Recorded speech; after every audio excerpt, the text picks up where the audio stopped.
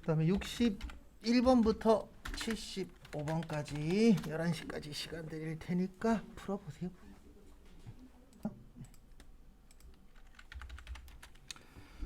61번 손익계산서죠. 그래서 요거 나오면 모르겠으면 프로그램 이론 풀든 이제 앞으로 어차피 계속 프로그램은 켜놓으셔야 돼요. 그래서 저희 지금 둘둘 공공으로 하고 있잖아요.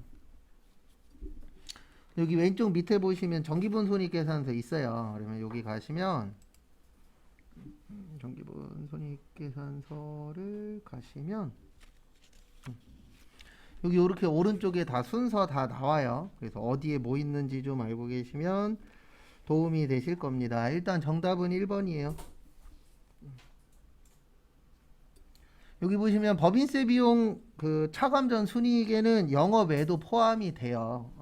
그래서 제일 좋은 건 당연히 손익계산서가 어떻게 되는지 기억하시면 제일 좋은데 그거 못 외워요. 왜냐면 저희가 그것만 보는 게 아니기 때문에. 그래서 원래는 이렇게 되어 있어요. 매출액에서 매출원가 빼면 매출총이익, 그 다음에 판매비와 관리비 빼면 영업이익, 그 다음에 영업의 수익 더하고 영업의 비용 빼면 법인세 비용 차감전 순이익, 그 다음에 여기에서 법인세 비용 빼면 당기순이익인데 이런 거 외우지 마시고 여기 가면 다 있잖아요. 오른쪽에.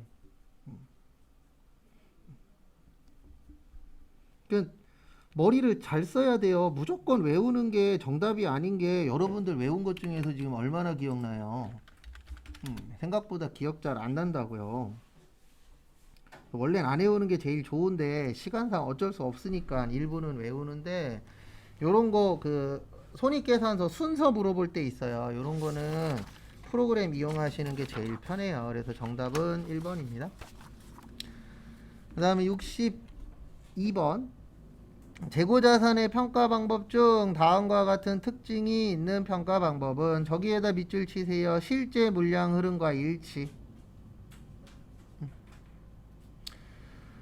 우리 회사에서 실제 물량 흐름과 일치한다는 얘기는 회사하고 똑같은 방법 쓴다는 얘기잖아요. 그럼 회사에서 무슨 법으로 팔아요? 물건 파실 때 선입 선출법으로 팔죠. 그래서 정답은 2번. 그래서 이렇게 푸는 방법이 하나 있고, 그 다음에 다음 거 보시면 기말재고 자산이 가장 최근에 남는데요. 그래서 우리 물가 상승 시에 매출 원가만 후입이 크고 나머지는 선입이 크다 그랬잖아요. 그러면 거기 보시면 기말재고자산이라는 게 남은 거 이야기하는 겁니다. 그러면 남는 게 최근에 거 남는 거 무슨 법이에요? 선입 선출법이죠. 그래서 정답은 이렇게 해도 2번. 그 다음에 세 번째 보시면 현행 수익에 오래된 원가가 대응됩니다. 이게 무슨 뜻이냐면 팔리기는 지금 팔리는 거예요. 그래서 그게 현행 수익이라는 뜻이 지금 판매라고 생각을 하시면 돼요. 그 다음에 오래된 원가는 요게 현재 거예요? 옛날 물건이에요? 옛날 물건입니다. 그래서 옛날 물건을 지금 파는 거 요게 무슨 법이에요? 선입 선출법이잖아요. 그 다음에 63번 요거 좀 난이도가 있습니다. 한 중상급은 돼요. 이렇게 나오면. 그래서 63번 보시면 단기 중에 공장 건설용 토지를 구입하면서 다음과 같이 지출이 있었습니다. 그래서 결론은 매입 시에 무슨 비용 처리하라는 얘기예요? 부대 비용 구별하라는 내용입니다. 내용은. 그래서 또 하나씩 보시면 토지 살 때 3천 줬죠? 그 다음에 구건물 철거 비용 아까도 적었었는데 토지 구입 시 건물 철거 비용은 토지의 부대 비용이 되는 겁니다. 그래서 370 더해야 되고 여기에 키포인트는 요거예요. 철골자재 등 매각대금 있죠? 요거는 빼도록 되어 있습니다. 그래서 요거 때문에 좀 헷갈리실 수 있어요. 그 다음에 취득세 등록세는 부대비용 맞죠? 그리고 거기 재산세 요것도 좀 기억을 하셔야 돼요. 몇 번 적었었는데 재산세, 자동차세, 그 다음에 회비는 세금과 공과라고 했었죠. 그리고 적십자 회비만 뭐라고요? 기부금. 그래서 재산세는 토지가 아니고 세금과 공과로 들어가요. 그래서 정답은 3,370, 210, 140 하면 3,300 나와요. 그래서 정답은 2번인데 항상 하는 얘기지만 2번이 중요한 게 아니에요. 계산 문제 잘 푸시려면 그 계산 문제에서 이야기하는 게 뭐냐, 공식이냐 아니면 이해냐, 그거를 잘 기억하셨다가 맞추셔야 됩니다. 그 다음에 64번은 두 가지로 풀 거예요. 그래서 일단은 제가 거기에 나와 있는 것처럼 단기매매증권으로 분계를 보여드릴 거예요. 그래서 답을 먼저 찾고 그 다음에 여러분들은 매도가능증권이라고 생각하시고 분계를 좀 해보세요. 일단 거기 보시면 취득했다라고 되어 있죠. 그리고 현금 주고 샀다라고 볼게요. 그러면 단기매매증권 200, 현금 200. 우리 저번에 분계한 것도 비슷한 거 있었어요. 이렇게 꼭 3개 나올 때 있거든요. 박스가. 그러면 셋 다 분계할 줄 아셔야 어떻게 나오든 다 맞출 수 있습니다. 그 다음에 2004년 말 거기 보시면 200짜리가 190짜리가 됐어요. 그러면 단기매매증권 평가 손실 10 대변에 단기매매증권 10. 왜냐면 10만원만큼 손해봤잖아요. 떨어짐으로 해서. 그 다음에 2005년 말 210만원이 됐습니다. 그러면 2005년 말은 차변에 단기매매증권 20 대변에 단기매매증권 평가이익 20. 그리고 안 되는 거 있으면 가지고 오세요. 그러면 거기에 맞춰서는 해드리는데 이런 걱정은 하지 마세요. 알아서 해주겠지. 이런 건 못해요. 왜냐면 저희가 과외가 아니기 때문에 들고 오시는 거에 대해서는 설명드리고 숙제 내드리는데 뭐 제가 몇 가지 정도는 드리긴 했지만 그 외적인 것까지 하나하나씩 다 신경 못 써드려요. 저희가 과외가 아니잖아요. 그리고 못 해드리는 가장 큰 이유는 하나예요. 신경 쓰면 쓸수록 수업을 열심히 들으시는 게 아니고 제가 신경 쓰면 쓸수록 수강폭이 늘릴 확률이 올라가요. 왜냐면 이건 성향 문제인데 신경 써주는 거 싫어하시는 분들도 있어요. 실제 공부 관련돼서.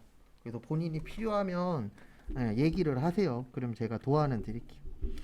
정답은 일단 4번입니다. 단기매매증권 평가이익하고 단기매매증권 평가손실은 영업의 수익하고 영업의 비용이에요. 그래서 정답은 4번이세요. 그리고 분개하면은 1번, 2번, 3번, 4번 다 나와요. 1번, 2번, 3번은 맞은 겁니다. 그 다음에 지금부터 시간 2분 드릴 테니까 요거라고 생각하시고 요번에는 매도가능증권이라고 생각하시고 요거 3개 분개해 보세요. 2분 후에 맞추고 그 다음에 다음 것도 진행하도록 하겠습니다.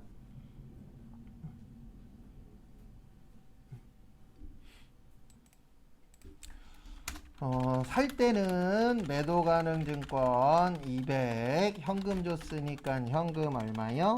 200. 그리고 여기까지는 큰 그런 건 없고요. 그 다음에 다음 거 2004년 말 매도가능증권 평가 손실 얼마요? 20이 아니고 10. 그 다음에 매도가능증권 10. 그 다음에 2005년 말 매도가능증권이 20만원 올랐죠. 그리고 이게 키포인트입니다. 아까 우리 이론 문제 풀 때 하나 있었어요. 뭐가 있었냐면 매도가능증권 평가이익하고 매도가능증권 평가손실은 자본이라 그랬습니다. 뭐라 그랬어요? 자본. 그래서 자본은 무슨 처리라고요? 상계 처리하셔야 돼요. 그래서 이익을 20 잡으시면 안 되고 평가손실 10. 그 다음에 매도가능증권 평가이익 10 이렇게 설정을 하셔야 되세요. 그래서 이게 영업의 수익이냐 아니면 자본이냐 거기에 따라서 좀 차이는 있다라는 거 참고하시고 그 다음에 65번은 대차대조표 지우시고 대차대조표는 옛날 말이에요. 요거 지우시고 재무상태표로 변경을 해주세요.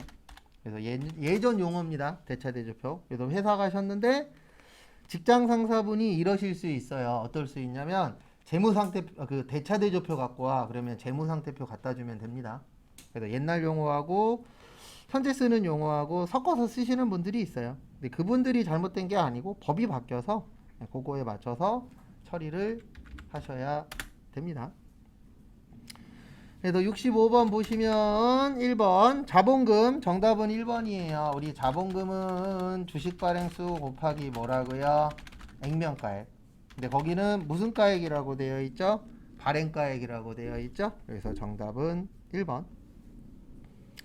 그 다음에 2번도 틀렸어요. 2번이 아니고 저기 몇 번이냐? 3번도 틀렸어요. 답 2개예요.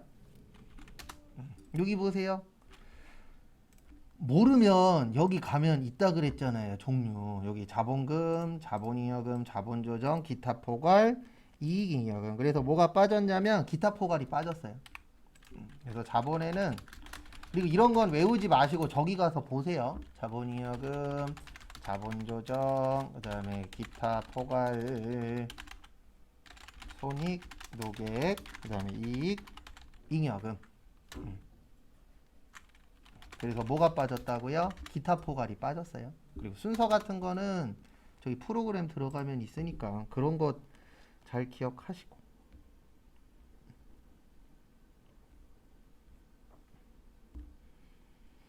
추석 지나면 그때부터는 알아서 잘 달리십시오.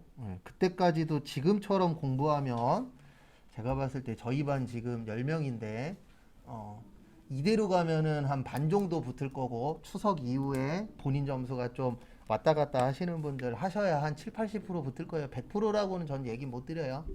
아직까지 100% 붙여본 적도 없고 한 5명에서 5명 붙여본 적은 있는데 어차피 그건 본인 하기 나름이긴 한데 지금 이대로 가면 한 반 정도는 붙을 것 같아요. 근데 거기에 본인이 조금 부족하다라고 생각하시는 분들은 추석 지나고 못해도 하루에 2-3시간씩은 집에 가서 해야 될 거예요. 본인이 본인 점수 제일 잘 알잖아요. 10점 올리는 거 쉽지 않아요. 50점이 70점 되려면 20점 올려야 되는데 그것도 만만치 않더라고.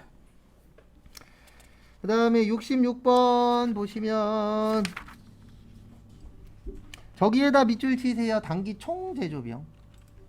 이거 몇 번 적어드렸었는데 단기 총 제조 비용은 이렇게 됩니다. 직접 재료비 더하기 직접 노무비 더하기 직접 경비 더하기 제조 간접비. 그래서 거기 보시면 14만원에 18만원에 15만원 더하면 얼마 나오냐면은요 47만원 나와요. 그래서 3번 맞아요.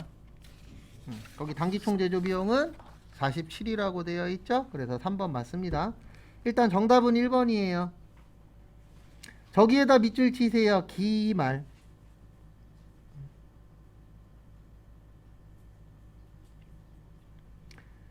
그 다음에 앞에 보세요. 거기 보시면 기말이 2개가 있어요. 3만원하고 4만원 있잖아요. 그러면 3만원하고 4만원 더하면 얼마죠? 7만원이죠. 그래서 정답은 1번. 틀린 거 찾으라고 했으니까.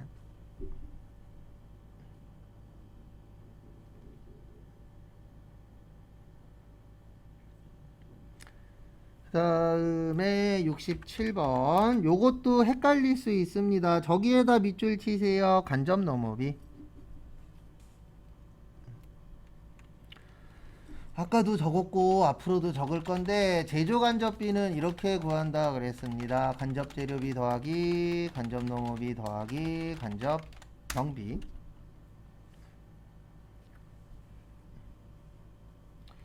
그 다음에 우리 T자 보면요 제공품 계정 제조 간접비 어느 변에 쓰죠 우리? 차변에 쓰죠? 그래서 정답은 제조 간접비 계정 어느 변이요? 차변. 그래서 정답은 3번이세요.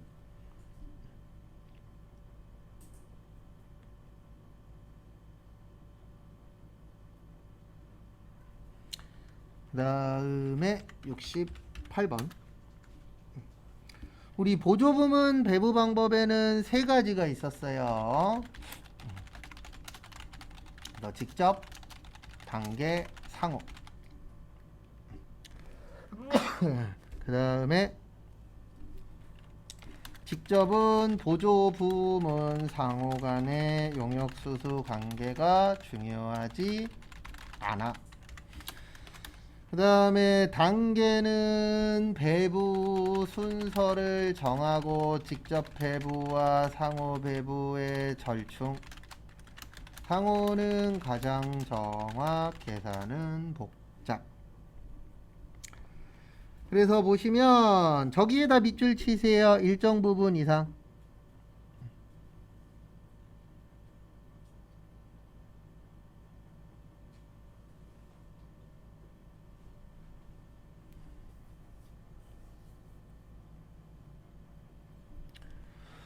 그래서 직접배분법 뺀 나머지예요. 그래서 단계하고 상호. 그래서 정답은 2번입니다. 왜냐면 직접은 중요하지 않기 때문에 아예 배제한다는 뜻이에요. 그래서 정답은 나하고 다 2번입니다. 그 다음에 69번 개별원가. 그래서 우리 개별원가는 비싼 거, 종합은 뭐한 거요? 싼 거.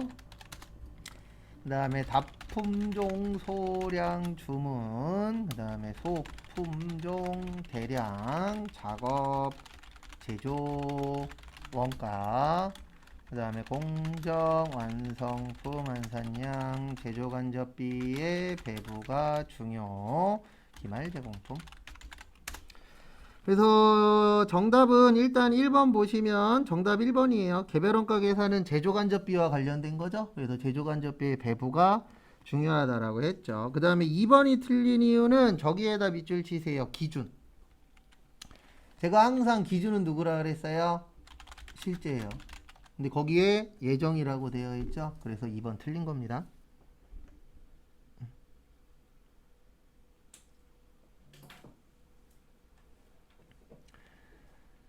그 다음에 다음 거 보시면 3번 실제 배부율이나 예정 배부율에 의한 배부액은 실제 발생액과 저기에다 밑줄 치세요. 항상. 그래서 항상 때문에 틀린 거예요.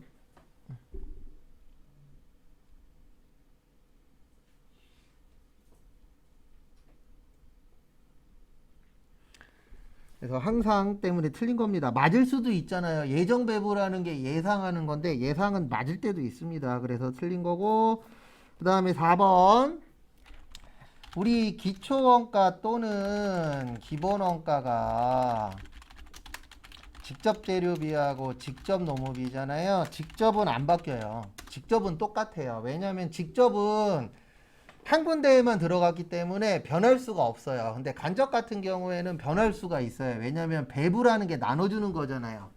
그래서 내가 나눠주냐, 너가 나눠주냐, 어떤 기준으로 보냐, 거기에 따라서 배부되는 금액이 달라질 수도 있어요, 없어요?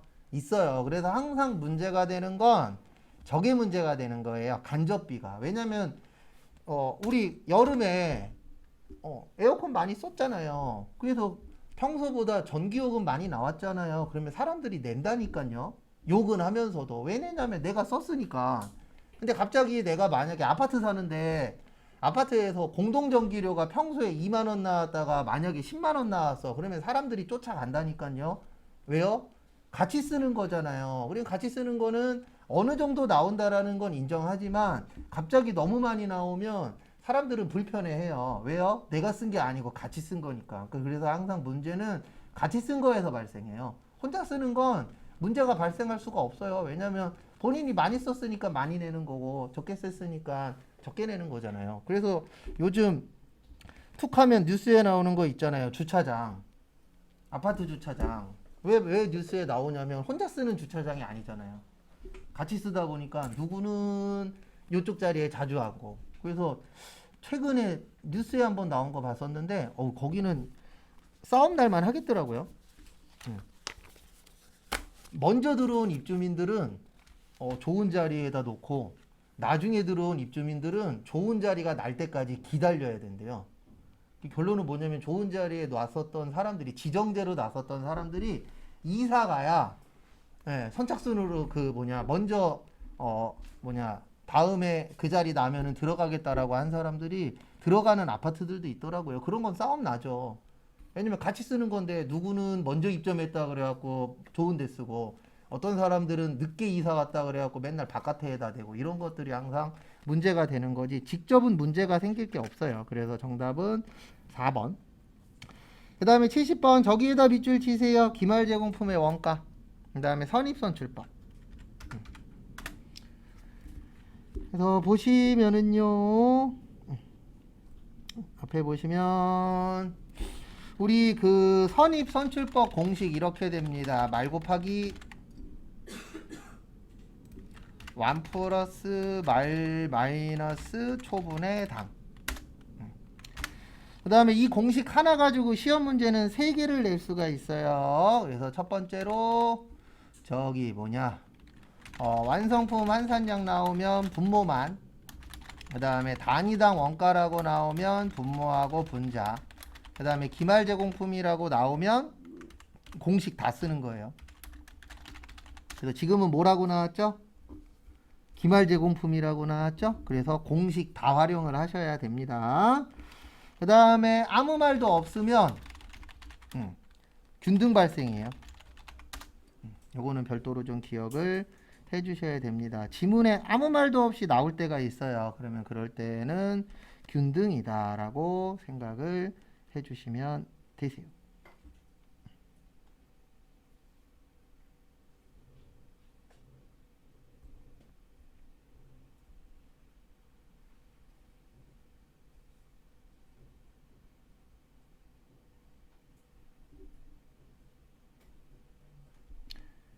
그래서 보시면은요, 앞에 보시면 그래서 이렇게 되는 겁니다. 말이 지금 9천 단위의 80%잖아요. 그래서 7,200 곱하기 완이 몇 개예요? 26,000개. 그 다음에 말이 7,200, 초과 1,500. 그 다음에 당이 원가 얘기하는 거예요. 그래서 63만 4천원. 그러면은 14만 4천원 나옵니다. 그리고 요거는 꼭 알고 계셔야 돼요. 뭐는 알고 계셔야 되냐면 밑에는 수량이고요. 위에는 원가예요. 그래서 분모는 우리 완성품 환산량이라 그랬잖아요. 그래서 수량 관련된 거고, 위에 분자에다 쓰는 것들은 원가다라고 생각을 해주시면 됩니다.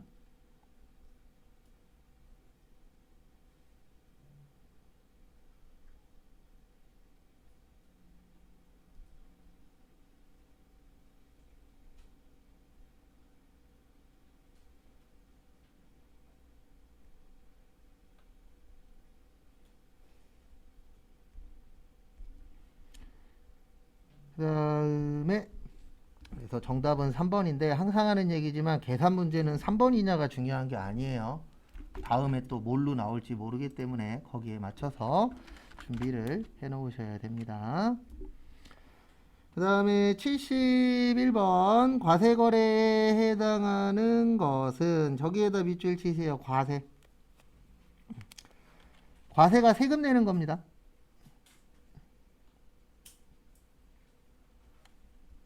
그래서 보시면 물납 나왔죠. 우리 재화의 공급이 아닌 것에 이렇게 있었죠. 물납, 담보, 공매 및 경매, 사업의 무슨 양도요? 포괄양도. 그래서 일단 1번에 상속세를 토지로 물납했으니까 요것도 아니고 3번에 담보도 아니에요. 그 다음에 2번 우리 근로 제공하면 요것도 종종 나오는데 근로 제공하면 부가세네요, 소득세네요? 소득세 냅니다. 그래서 2번도 아니에요. 그래서 정답은 4번입니다. 그리고 저기에다가 밑줄 좀 쳐주세요. 어디에다 밑줄 치시냐면 무상공급. 무상공급에는 대표적으로 두 가지가 있어요. 재화의 무상공급이 있고 용역의 무상공급이 있는데 재화의 무상공급은 과세 대상이 맞고요. 용역의 무상공급은 과세 대상이 아닙니다. 근데 단 특수관계인에게 부동산 임대 용역은 제외. 71번에서도 여러분들이 하셔야 되는 건 지금처럼 이걸 적는 게 아니에요. 이거 기억 잘 안 나요.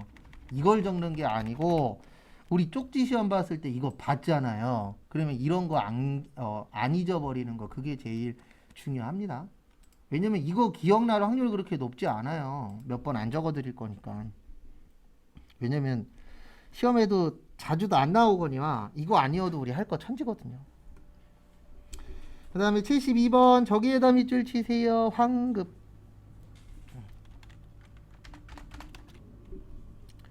환급에는 두 가지가 있어요. 그래서 두 가지가 있는데 뭐하고 뭐가 있냐면 일반 환급하고 조기 환급이 있습니다. 그래서 일반 환급은 30일이고 조기 환급은 15일이에요. 그래서 수출이나 시설 설비에 투자 같은 거 하셨을 때 가능합니다. 그래서 다음 페이지 보시면 이거 몇 월 달에 했냐면 2월 달에 했어요. 그 다음에 조기 환급의 특징 중에 하나는 매월 신고 가능합니다. 매월도 가능하고 두 달에 한 번도 가능하고 3개월에 한 번도 가능해요. 그래서 정답은 2번이에요. 2월 달 거는 다음 달 25일 날, 그 다음에 환급 기한은 15일까지. 그래서 정답은 2번입니다. 근데 일단 요거는 알고 계셔야 돼요. 30일, 15일. 시험 문제 쉽게 나오면 일단 요거 갖고 장난을 치거든요. 30일이냐, 15일이냐. 그 다음에 기억하셔야 되는 게 그 조기 환급 같은 경우에는 한 달에 한 번씩 해도 되고 두 달에 한 번씩 해도 가능하다. 그런 부분 주의하시고. 그 다음에 73번의 정답은 2번이에요. 이런 거 나오면 뭐 기억하시라고요? 뭐 기억하시라고요? 불공. 그래서 불공의 접대비, 업무하고 관련 없는 거. 그래서 3번 아니죠. 그 다음에 비영업용, 소형 승용차. 그래서 몇 번도 아니에요? 1번도 아니에요. 1000cc 이하, 경차, 8인승 이하, 면세 관련. 그래서 4번도 아닙니다. 그러면 몇 번만 남아요? 2번만 남죠. 그래서 의제 매입세액은 가짜인데 진짜로 인정하는 거. 그 부분 참고하시고.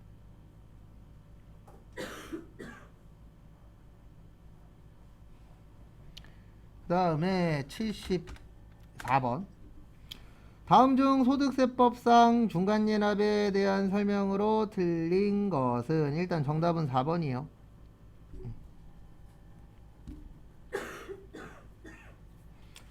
그래서 중간예납을 하는데 요것도 이제 어떻게 되어 있냐면 요렇게 되어 있어요. 11월 1일에서 15일까지는 고지서 발송하고 그 다음에 11월 30일까지 고지서 납부하시면 됩니다. 그래서 2번 맞아요. 그 다음에 1번 작년에 수익이 없으면 안 하셔도 돼요. 왜냐면 직전 신고 금액의 2분의 1만큼 날라와요. 저거랑 똑같아요.